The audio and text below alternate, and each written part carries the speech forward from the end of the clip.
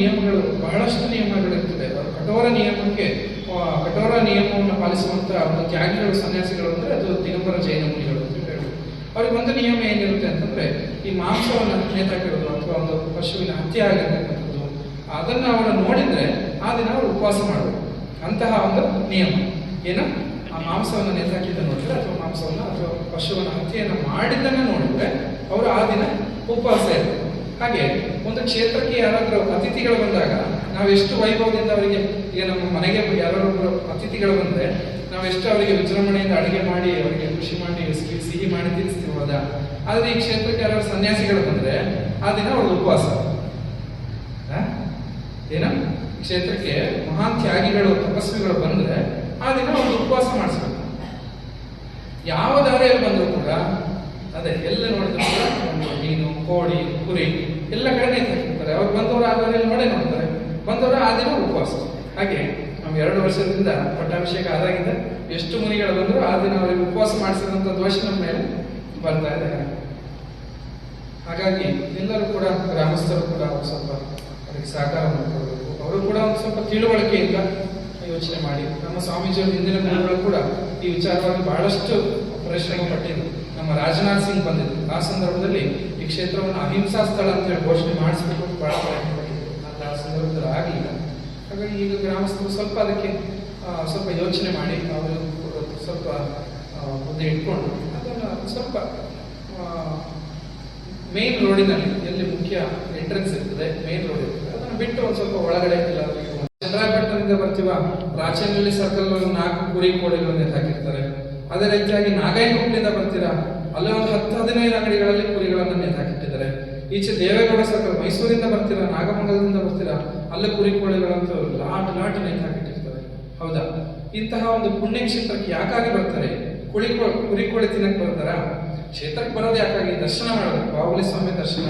ಹಾಗೆ ನಾವು ಈ ಕರ್ನಾಟಕದ ಬೇರೆ ಯಾವ್ದಾದ್ರು ನಾವು ತೀರ್ಥಕ್ಷೇತ್ರಗಳು ಅಥವಾ ಹಿಂದೂ ಧರ್ಮದ ಯಾವ್ದಾದ್ರು ದೇವಸ್ಥಾನಗಳಿಗೆ ಹೋದ್ರೆ ನಮ್ಗೆ ಸಿಗತ್ತಾ? ಆತರ ದೇವಸ್ಥಾನದ ಎದುರಿಗೆ ಯಾರು ಕುರಿ ಹಾಕ್ತಾರ?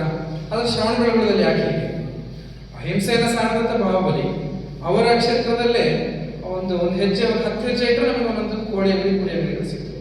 ಆದ್ರೆ ಎಲ್ಲವೂ ಕೂಡ ಒಂದೊಂದು ವ್ಯವಸ್ಥೆ ಅಂತ ಇರ್ತದೆ. ಆ ವ್ಯವಸ್ಥೆನ ಮಾಡಿದರೆ ಅಲ್ಲಿ ಯಾಕೆ ಹೋಗ್ತಾ ಇಲ್ಲ ಅನ್ನೋದು ನಮ್ಮ ಪ್ರಶ್ನೆ. ಹಾಗೆ ನಾವು ಇದನ್ನ DC ಅವರ ಹತ್ರ ಕೂಡ ಚರ್ಚೆ ಮಾಡಾಯ್ತು. ಅವರುಗಳು ಕೂಡ ಎಲ್ಲ ಮಾಂಸದ ಅಂಗಡಿಯವರಿಗೆ ನೋಟಿಸ್ ಕೊಟ್ಟಿದ್ದಾರೆ. 1 ತಿಂಗಳೊಳಗೆ ಎಲ್ಲ ಮಾಂಸದ ಅಂಗಡಿ ಖಾಲಿ ಮಾಡಬೇಕು. 1 ತಿಂಗಳೊಳಗೆ ಈಗ 4 ತಿಂಗಳಾದರೂ ಯಾರು ಅಂಗಡಿಗಳನ್ನು ಇದು ಮಾಡಿಲ್ಲ. ಹಾಗೆ ಶಾಸಕರು ಕೂಡ ಬಹಳ ಪ್ರಯತ್ನ ಪಡ್ತಾ ಇದ್ದಾರೆ. ಆದರೆ ಯಾರು ಕೂಡ ಇಲ್ಲಿನ ಗ್ರಾಮಸ್ಥರಾಗಲಿ ಅಥವಾ ಅಂಗಡಿಯವರಾಗಲಿ ಯಾರು ಅದಕ್ಕೆ ಇದು ಮಾಡ್ತಿಲ್ಲ. ಹಾಗಾಗಿ ನೀವೆಲ್ಲ ಕೂಡ ಅದಕ್ಕೆ ಸ್ವಲ್ಪ ಇದು ಮಾಡಿ ಕ್ಷೇತ್ರವನ್ನು ಸ್ವಲ್ಪ ಪವಿತ್ರಗೊಳಿಸ್ಕೊಳ್ಬೇಕು ಅಂತ ಹೇಳಿ. ನಿಯಮಗಳು ಬಹಳಷ್ಟು ನಿಯಮಗಳಿರ್ತದೆ. ಕಠೋರ ನಿಯಮವನ್ನು ಪಾಲಿಸುವಂತ ಒಂದು ತ್ಯಾಗಿಗಳು ಸನ್ಯಾಸಿಗಳು ಅಂದ್ರೆ ಅದು ದಿಗಂಬರ ಜೈನ ಮುನಿಗಳು ಅಂತ ಹೇಳಿ. ಅವ್ರಿಗೆ ಒಂದು ನಿಯಮ ಏನಿರುತ್ತೆ ಅಂತಂದ್ರೆ ಈ ಮಾಂಸವನ್ನು ನೇತಾಕಿರೋದು ಅಥವಾ ಒಂದು ಪಶುವಿನ ಹತ್ಯೆ ಆಗಿರ್ತಕ್ಕಂಥದ್ದು ಅದನ್ನ ಅವರು ನೋಡಿದ್ರೆ ಆ ದಿನ ಅವರು ಉಪವಾಸ ಮಾಡಬೇಕು. ಅಂತಹ ಒಂದು ನಿಯಮ ಏನು, ಆ ಮಾಂಸವನ್ನು ನೇತಾಕಿದ್ದ ನೋಡಿದ್ರೆ ಅಥವಾ ಮಾಂಸವನ್ನು ಅಥವಾ ಪಶುವಿನ ಹತ್ಯೆಯನ್ನು ಮಾಡಿದ್ದನ್ನ ನೋಡಿದ್ರೆ ಅವರು ಆ ದಿನ ಉಪವಾಸ ಇರಬೇಕು. ಹಾಗೆ ಒಂದು ಕ್ಷೇತ್ರಕ್ಕೆ ಯಾರಾದ್ರೂ ಅತಿಥಿಗಳು ಬಂದಾಗ ನಾವೆಷ್ಟು ವೈಭವದಿಂದ ಅವರಿಗೆ, ಈಗ ನಮ್ಮ ಮನೆಗೆ ಯಾರಾದ್ರೂ ಅತಿಥಿಗಳು ಬಂದ್ರೆ ನಾವೆಷ್ಟು ಅವರಿಗೆ ವಿಜೃಂಭಣೆಯಿಂದ ಅಡುಗೆ ಮಾಡಿ ಅವರಿಗೆ ಖುಷಿ ಮಾಡಿ ಸಿಹಿ ಮಾಡಿ ತಿನ್ನಿಸ್ತೀವಿ, ಹೌದಾ? ಆದ್ರೆ ಈ ಕ್ಷೇತ್ರಕ್ಕೆ ಯಾರಾದ್ರೂ ಸನ್ಯಾಸಿಗಳು ಬಂದ್ರೆ ಆ ದಿನ ಅವ್ರ ಉಪವಾಸ. ಏನ ಕ್ಷೇತ್ರಕ್ಕೆ ಮಹಾನ್ ತ್ಯಾಗಿಗಳು ತಪಸ್ವಿಗಳು ಬಂದ್ರೆ ಆ ದಿನ ಅವ್ರು ಉಪವಾಸ ಮಾಡಿಸ್ಬೇಕು. ಯಾವ ದಾರಿಯಲ್ಲಿ ಬಂದ್ರು ಕೂಡ ಅದೇ ಎಲ್ಲ ನೋಡಿದ್ರು ಕೂಡ ಮೀನು, ಕೋಳಿ, ಕುರಿ ಎಲ್ಲ ಕಡೆ ನೇತಾಕಿರ್ತಾರೆ. ಅವ್ರು ಬಂದವರು ಆ ದಾರಿಯಲ್ಲಿ ನೋಡ್ತಾರೆ, ಬಂದವರು ಆ ದಿನ ಉಪವಾಸ. ಹಾಗೆ ನಾವು 2 ವರ್ಷದಿಂದ ಪಟ್ಟಾಭಿಷೇಕ ಆದಾಗಿಂದ ಎಷ್ಟು ಮುನಿಗಳು ಬಂದ್ರು ಆ ದಿನ ಅವರಿಗೆ ಉಪವಾಸ ಮಾಡಿಸಿದಂತ ದೋಷ ನಮ್ಮ ಮೇಲೆ ಬರ್ತಾ ಇದೆ.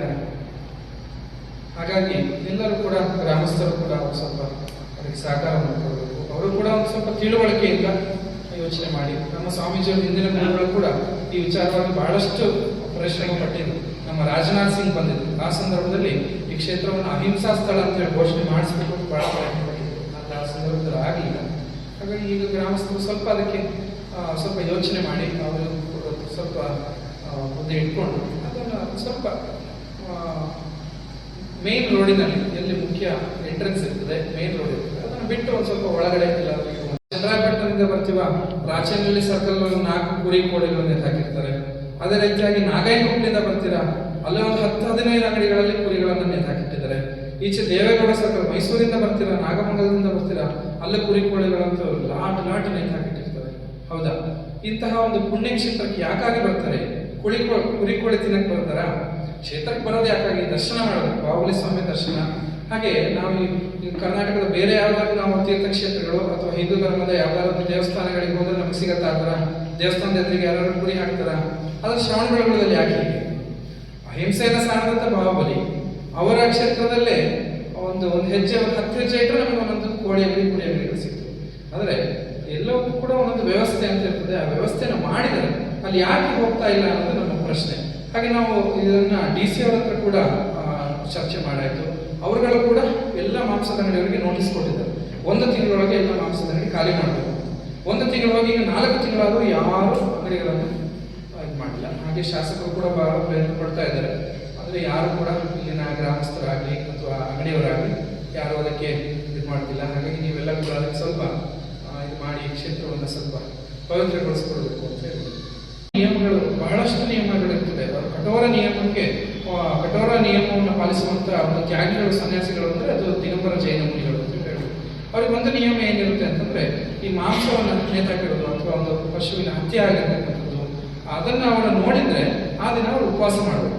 ಅಂತಹ ಒಂದು ನಿಯಮ ಏನು, ಆ ಮಾಂಸವನ್ನು ನೇತಾಕಿದ್ದ ನೋಡಿದ್ರೆ ಅಥವಾ ಮಾಂಸವನ್ನು ಅಥವಾ ಪಶುವಿನ ಹತ್ಯೆಯನ್ನು ಮಾಡಿದ್ದನ್ನ ನೋಡಿದ್ರೆ ಅವರು ಆ ದಿನ ಉಪವಾಸ ಇರಬೇಕು.